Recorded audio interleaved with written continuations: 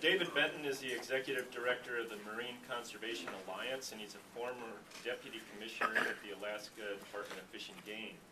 His organization represents harvesters, processors, coastal communities, and CDQ organizations to promote the sustainable use of North Pacific marine resources. He's here today to talk to us about what effect the seafood industry, a $5.8 billion industry, and the largest private sector employer in the state of Alaska, has on our economy. Please help me welcome David.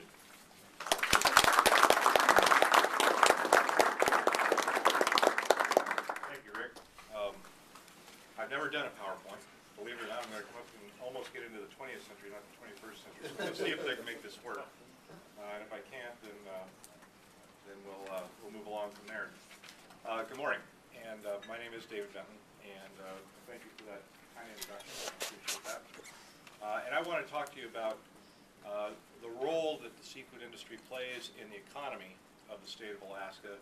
And I also want to talk a little bit some of the challenges that are coming our way as an industry, and what that might mean for our state. So I'm going to see if I can make this thing work, and it does. Excellent. Today's a success. What can I say? As Rick has mentioned, our organization represents coastal communities, harvesters, processors, and support industry businesses.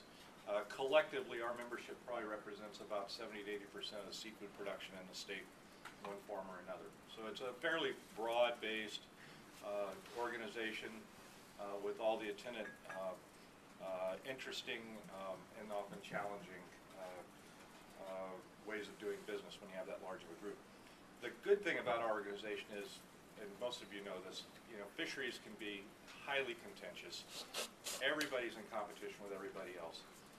The interesting thing about the Marine Conservation Alliance is that very highly competitive organizations and individuals came together and said, we're going to have one place where the fishing industry can check their guns at the door and work together. So we don't deal with anything that's allocated.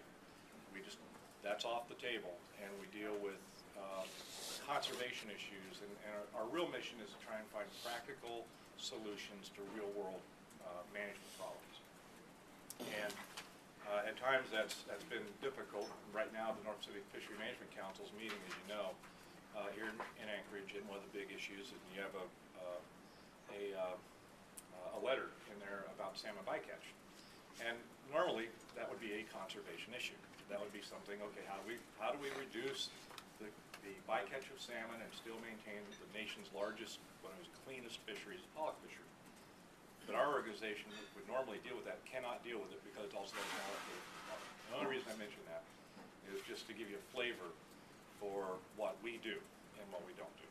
And so that's our mission. We believe very strongly in sustainability in all its components. We promote the seafood industry around the country, the Alaska seafood industry around the country as being a model for the rest of the country. We have what we believe is a very good record, and we're very proud of that record. So the study that I'm going to talk about, it was an economic study that was done for us by Northern Economics.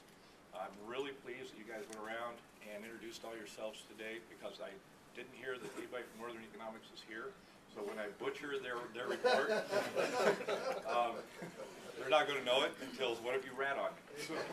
So we'll just go along from there. It was sponsored by our organization, as well as the At-Sea Processors Association, which represents catcher processors primarily in the pollock fishery, and the Pacific Seafood Processors Association, which is primarily the onshore processing sector, representing almost the entire gamut of processing interests in Alaska.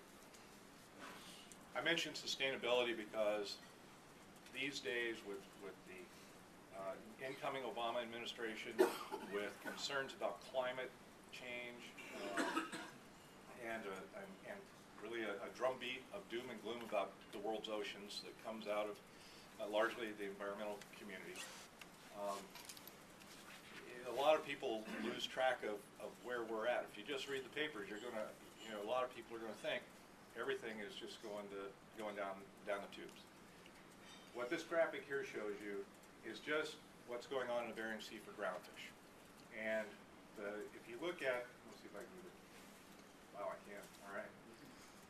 That line right there, that's the biomass. That's the amount of groundfish that's out there in the Bering Sea. It has been for, since this book goes back to 1981 up to 2008. That next line there, that's the amount of fish that's called the allowable biological catch. And that's the amount that the North Pacific Fishery Management Council sets that is the target for harvest. Can't exceed that number. Exceed that number, it's bad. Fishery shut off. When you reach that number, the fishery shut off. The reason I want to put that up there is just show you the difference between the two. And that's the kind of conservative management that we have in Alaska, and that management has meant that we have no overfished groundfish stocks in the state. Now, the last 2 years, pollock, which drives a lot of that, has been on a downward cycle. But we've been at record highs. If you would listen to the rhetoric, you would think that pollock was going to go commercially extinct, fisheries got to be shut down, and things are in terrible shape. The reality of it is that we're coming off record highs, and the harvest this year is set at about 800,000 metric tons. That's a substantial decrease, but the buffer between what is allowable and then what is out there is so great that it's our view anyway that as long as we follow the science, the stocks will go up, the stocks will go down, but we're always going to have a sustainable resource base for the long haul. And so I wanted to point that out just because of a lot of the rhetoric one hears around in the media and what's going on with our fisheries. Go into the history of Alaska's seafood industry. It's been around a very long time. You'll see that this goes back to 1900, and really what this is showing us is things went along pretty much stable until after statehood. Salmon started to go up when the state took over salmon management, and in 1976 the Magnuson-Stevens Act was adopted by the United States. We took our 200-mile zone, and then you can see the result of what happened in terms of Alaska seafood production. It just took off. Took a few years to get from here to there, but it just skyrocketed. And again, it's done that in a way that we have no overfished groundfish stocks. And when I say that, you can see that how much there's our traditional species: salmon, halibut, herring, and here this is groundfish. That's what makes up the difference. So where do we fit in the world? We're number 9.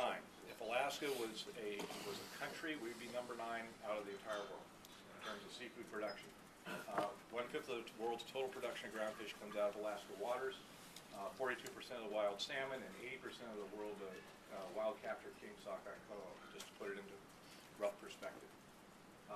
In the U.S. market, we're 62% of the volume, we're 37% of the value, and we're 56% of the total U.S. seafood exports.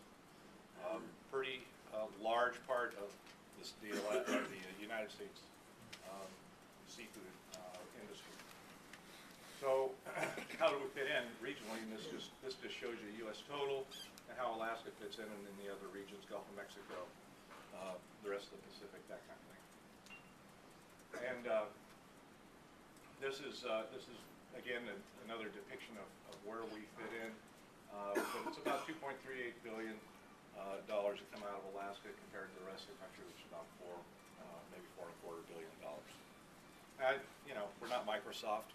Seafood industry is not Microsoft, obviously, but for Alaska and for the country as a whole, it's still a fairly important industry. But it's really important is when you start looking at what the effects are on our state and what it means, especially for such a